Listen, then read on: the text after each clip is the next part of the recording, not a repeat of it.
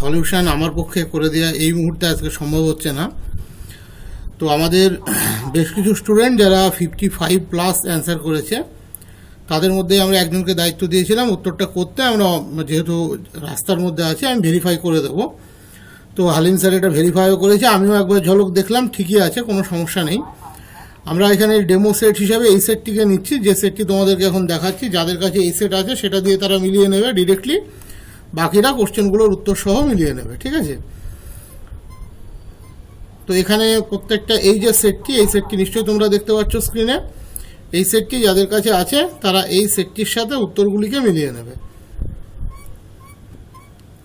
প্রত্যেকটা প্রশ্ন এই যে এখান থেকে 1 2 3 4 করে দেওয়া আছে। যেমন ওই সেটটি ধরে 1 2 3 4 আমি স্টে করাচ্ছি তাহলে তোমরা বুঝে নিতে পারো। এখানে একটা জিনিস বলে দিই যে 3 নম্বর কোশ্চেন যেটা নিয়ে খুব আজকে চর্চা চলছে, আমাকে ফোন করেছিল অনেকে, -1 to 3 mod x dx, তো trapezoidal rule gives better result than Simpson 1/3 rule. তা আমি কিন্তু ফোনে তোমাদেরকে বলেছিলাম যে না, সিম্পসন 1/3 রুলে সাধারণত পাওয়া যায়, বাট এই প্রবলেমটির ক্ষেত্রে তুমি যদি দুটো ভ্যালু ক্যালকুলেট করে দেখো দেখবে ট্রাপিজয়েডাল রুলে ভ্যালুটি 5 আসছে সম্ভবত, আর আমি যেটুকু চেক করে দেখেছি। আর সিম্পসন 1/3 রুলে একটা এরর জেনারেট করছে। তো স্বাভাবিকভাবেই পার্টিকুলার লিনিয়ার ফাংশন আছে, এটা আমাদেরকে একটু ভাবতে হবে। তো অনেকে বোথ উত্তর করে দিয়েছো, বোথ উত্তরটি এক্ষেত্রে হচ্ছে না, এক্ষেত্রে ট্রাপিজয়েডাল রুলটি হবে, better result than Simpson 1/3 rule. এই প্রবলেমটি নিয়ে অনেকের ডাউট আছে, যার জন্য ভিডিওটা দিলাম, নাহলে পিডিএফটি তো আমরা আমাদের জেনারেল গ্রুপ বা আমাদের পেড গ্রুপ সব গ্রুপে দেওয়া আছে, ওখান থেকে তোমরা পেয়ে যাবে। তো পার্টিকুলার এই প্রবলেমটির জন্যই আরও কিন্তু এটা বলে দেওয়া।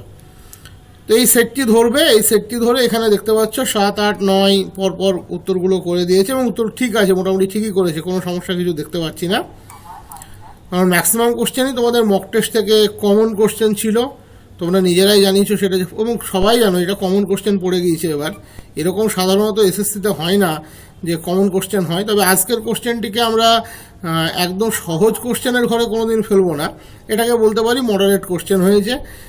11-12 ক্ষেত্রে এন্টায়ার সিলেবাস মিলিয়ে কোশ্চেন হয়েছে, এবং তোমরা খেয়াল করে দেখবে যে আমরা যদি এটা নিয়ে ভাবি যে এর কাট অফ কত যাচ্ছে কি যাচ্ছে, এটার কাট অফ কিন্তু 9-10-এর মতো খুব হাই কাট অফ হবে না।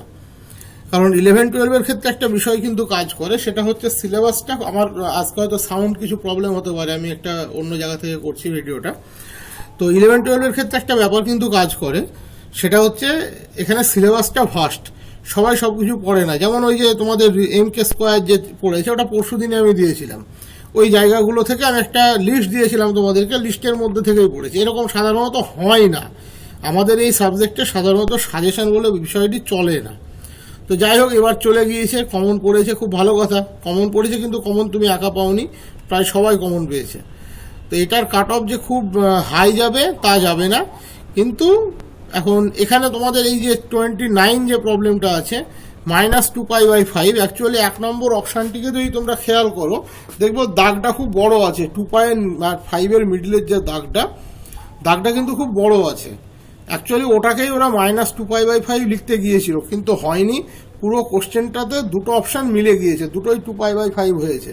তো -2π/5 যদি ওটা হতো তাহলে অপশান এ হওয়া উচিত ছিল, বাট যেভাবে ওটার দাগ মিলে গিয়েছে মাইনাস বোঝা যাচ্ছে না, স্বাভাবিকভাবে এটাতে সবাই কিন্তু নাম্বার পাবে।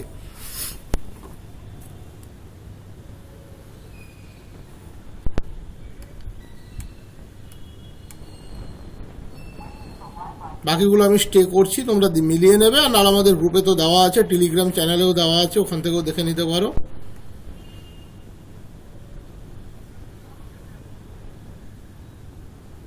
একটু মানে সিরিয়ালটা গন্ডগোল হয়েছে, আগে 46, তারপরে 34।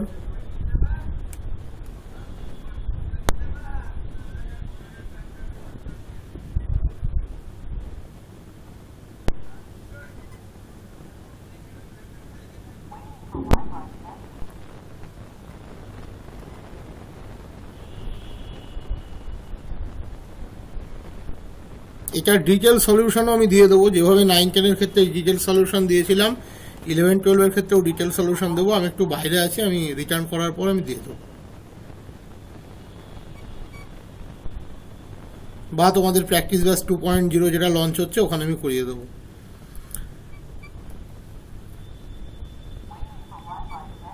এবার একটা বিষয়ে আসি, তোমরা অনেকে আজকে মেসেজ করেছো যে মক ইন্টারভিউয়ের ব্যাপারে।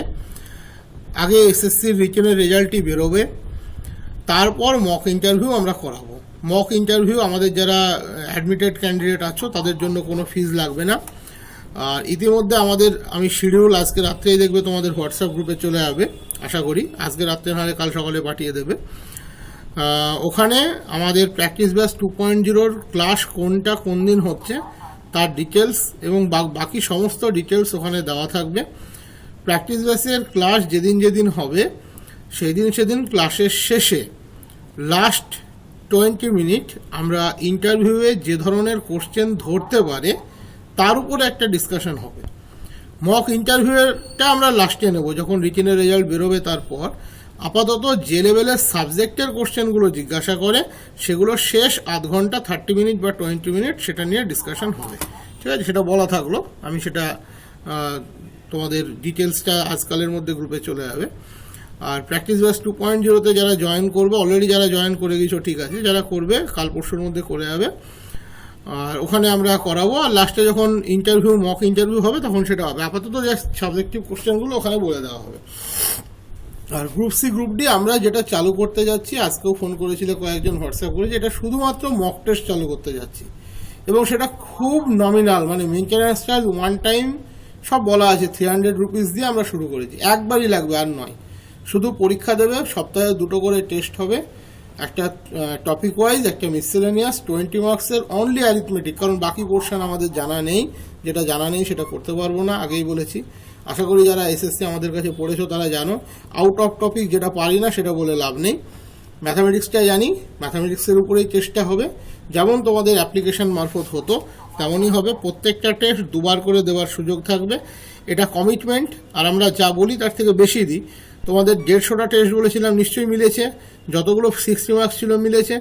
এক্ষেত্রেও গ্রুপ সি গ্রুপ ডির ক্ষেত্রে আমরা কেন বলছি সপ্তাহে 2টো, কারণ এর বেশি প্রেশার নিতে পারবো না, কারণ আমাদের এই পোর্শনটি আছে, এটা আমাদের মেন পার্ট।